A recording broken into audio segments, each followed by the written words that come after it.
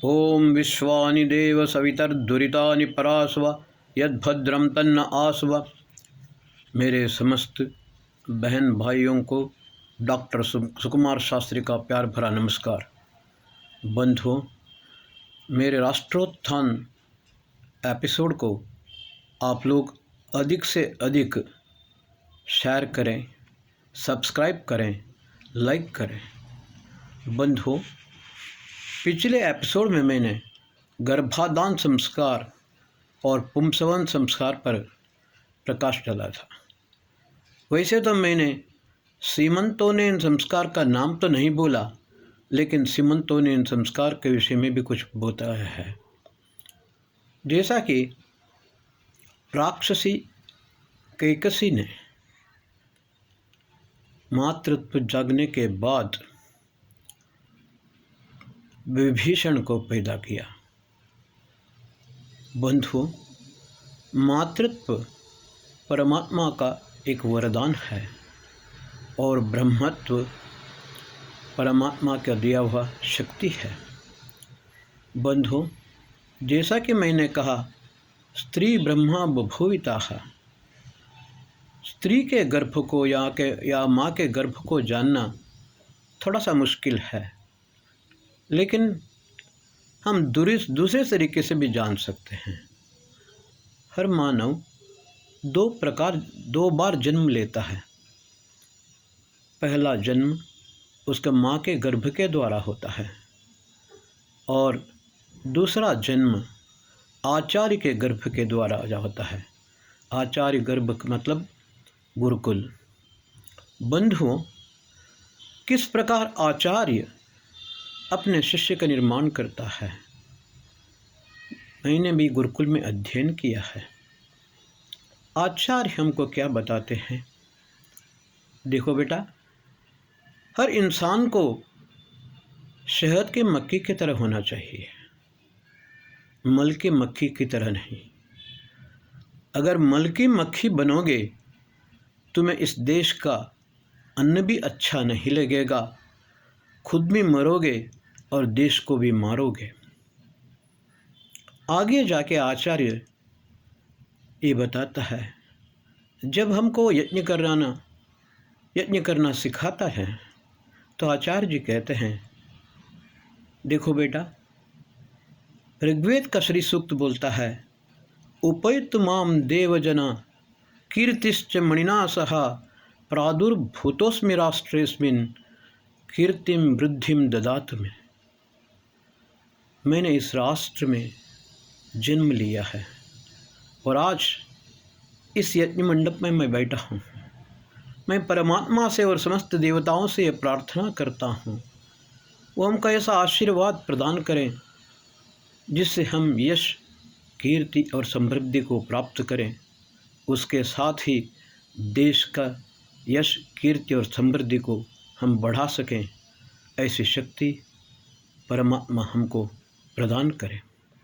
बंधुओं, ठीक यही प्रकार माँ को भी करना चाहिए। लेकिन यहाँ क्या होता है, आचार्य के सामने तो शिष्य होता है, लेकिन माँ के सामने बच्चा नहीं होता है, माँ के गर्भ में होता है। तो किस प्रकार माँ अपने बच्चे को ये बता सकती है? बंधुओं, सीमंतोन्नयन संस्कार, सीमा का मतलब मर्यादा। आचार्य यास्क ने निरुक्त में लिखा है, सीमा मर्यादा। हर मनुष्य को अपनी मर्यादा में रहना चाहिए। मनुष्य की मर्यादा क्या होती है? मानवता।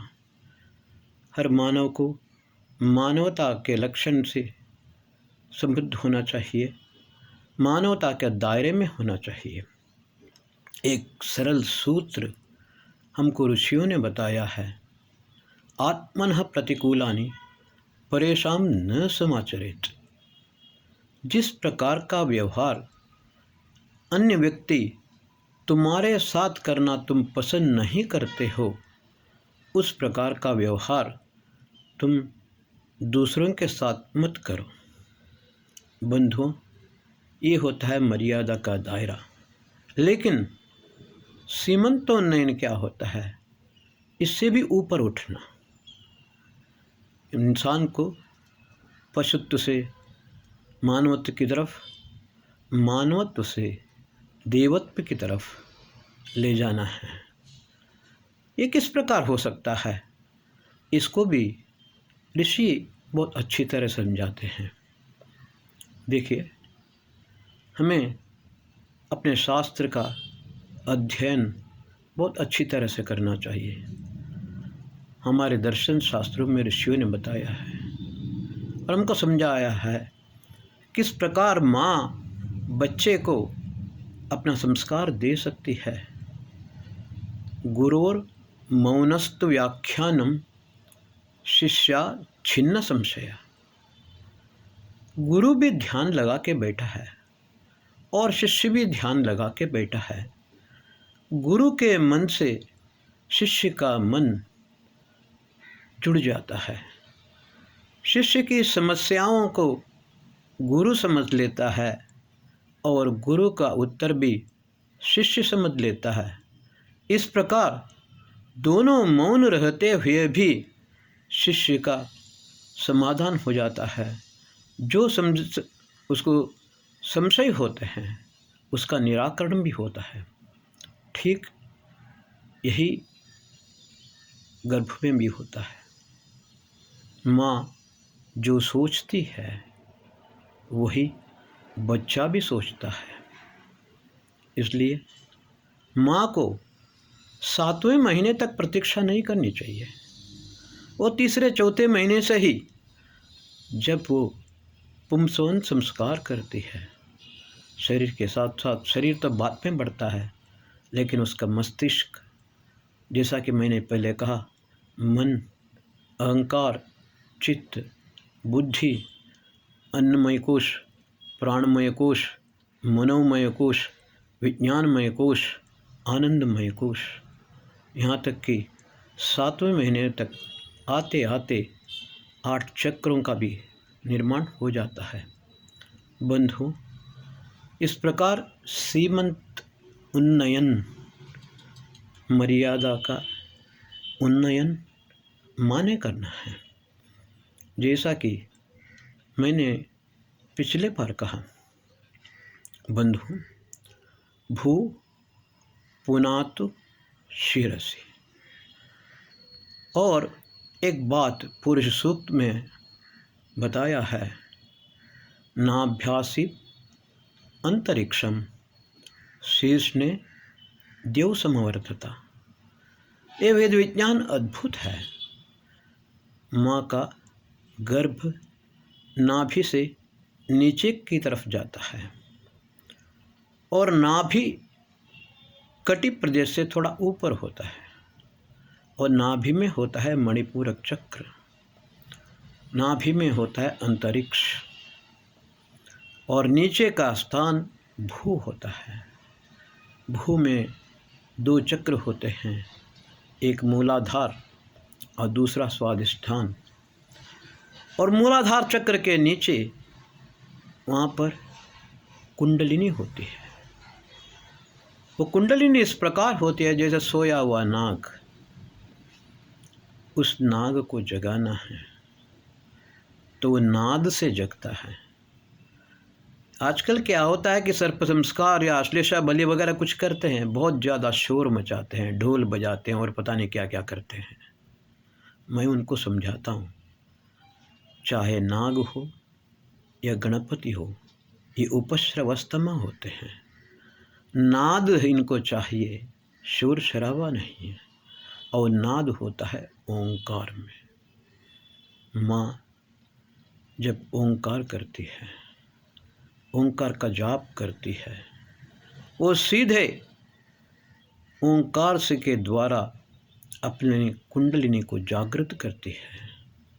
जब कुंडलिनी जागृत हो जाती है तो सुषुम्ना नाड़ी के द्वारा ऊपर जाते जाते एक एक ही चक्र खुल जाते हैं। हमारा प्राण मूलाधार से लेकर के स्वादिष्ठान, मणिपूरक, अनाहत, सूर्य, विशुद्धि, आज्ञा और सहस्रार। बंधुओं, नाभ्यासित अंतरिक्षम, देखिए आकाश, आकाश क्या होता है? स्काई और स्पेस दो अलग चीज़ें हैं। स्काई को हम जानते हैं जहाँ पर सूर्य, चंद्र, नक्षत्र वगैरह होते हैं, लेकिन स्पेस वो सर्वत्र होता है। आकाश अलग है, आकाश तत्व अलग है। बंधुओं, एक और बात है, समुद्र का दो अर्थ होता है। एक होता है समुद्र गच्छन्ति आपः, भूमि से जल बाष्पीकरण होकर के सूर्य रश्मि के द्वारा ऊपर पहुंच जाता है, इसलिए इसको समुद्र कहते हैं। और दूसरा समुद्र आकाश होता है, जहाँ वर्षा होकर के आकाश से द्रवित होता है। बंधुओं, ठीक इसी प्रकार मैंने पिछले बार कहा, आजकल का साइंस क्या होता है, वो एनर्जी पर रुक जाता है, और एनर्जी पर रुक करके उसने इलेक्ट्रॉन और न्यूट्रॉन को टक्कर मार दी। लेकिन ऐसा नहीं है, यहाँ ऊपर से नीचे को भी आता है और नीचे से ऊपर को जाता है। ओंकार जो सर्वव्यापक है। एक विचित्र बात मैं आपको बताता हूँ। आज से 40-50 वर्ष पहले, वैसे तो मुसलमानों में और ईसाइयों में आत्म तत्व का कोई महत्व ही नहीं है, लेकिन अब भारतीय शास्त्रों के अध्ययन करने के बाद वो कुछ समझने लगे हैं। लेकिन पहले उन्होंने, जर्मनी वालों ने क्या किया, माँ के नाभि के ऊपर यंत्र लगाया और धीरे धीरे कुछ ऐसे बातें वो बताते रहे उस यंत्र के द्वारा, जिससे माँ के गर्भ के ऊपर, गर्भ में स्थित बच्चे के ऊपर कुछ अच्छा प्रभाव पड़ सके। लेकिन वास्तव में क्या होता है, आत्मा और माँ ये दोनों अद्भुत है। बंधुओं, माँ जो सोचती है, मैंने कहा गुरुर शिष्यस्तु गुरुर्मौनस्तु व्याख्यानम शिष्यात् छिन्न संशयः। अब माँ ओंकार के साथ धीरे धीरे प्राणायाम करती है, और प्राणायाम करते समय उसको क्या करना चाहिए, अपने नाभि से लेकर के बहुत लंबी सांस, गहरी सांस लेते जाना है, और सांस के साथ ही उसको ओंकार को जोड़ना है। वो ओंकार को जोड़ते जोड़ते मन में ही उसका जाप करते हुए सीधे जाकर के सहस्रार चक्र तक ले जाना है। मैंने कन्नड़ एपिसोड में तो बहुत अच्छी तरह से समझाया है। वैसे हम दिन में तो नहीं कर सकते हैं, लेकिन प्रातःकाल, उषाकाल से पहले हम उसको अच्छी तरह से कर सकते हैं।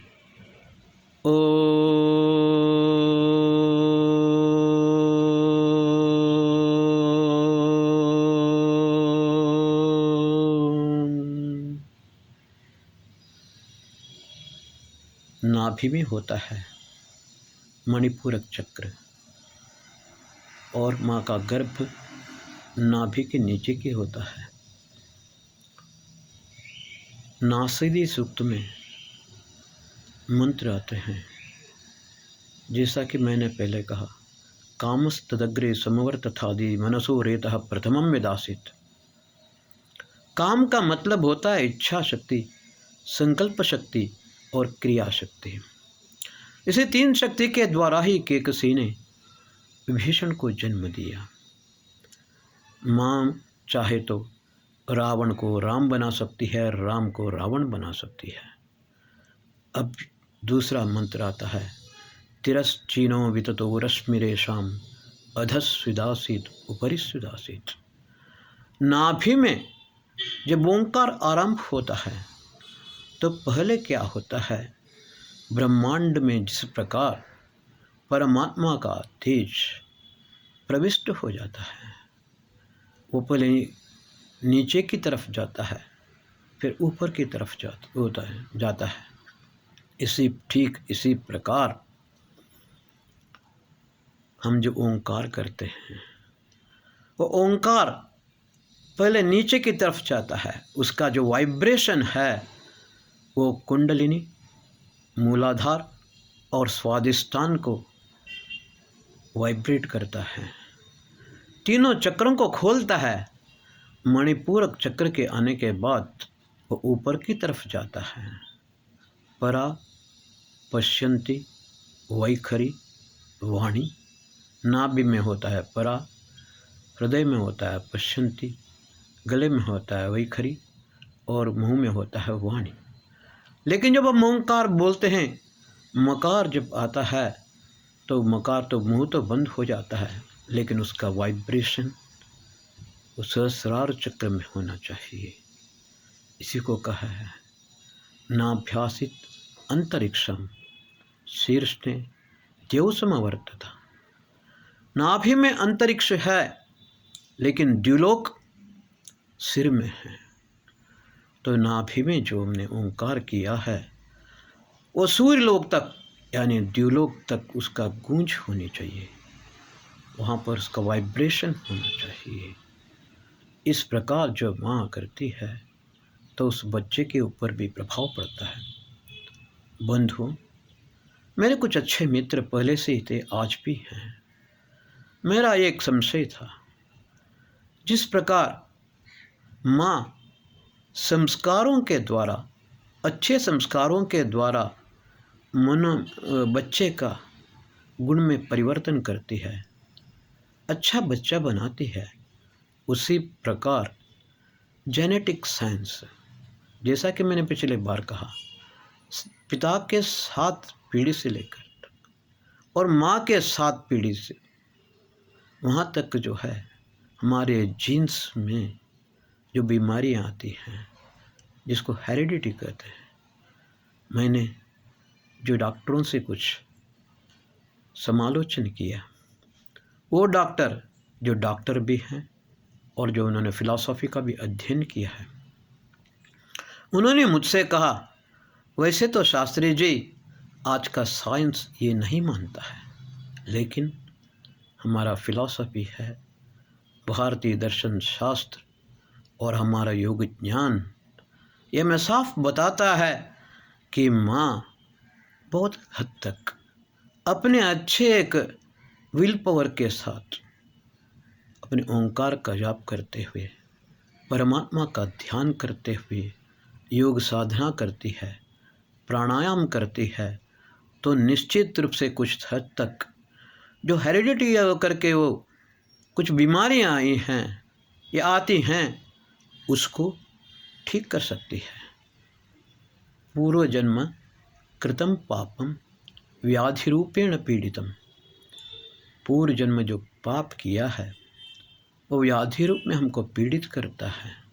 पता नहीं कौन सा किस जन्म का हमें फल मिलता है।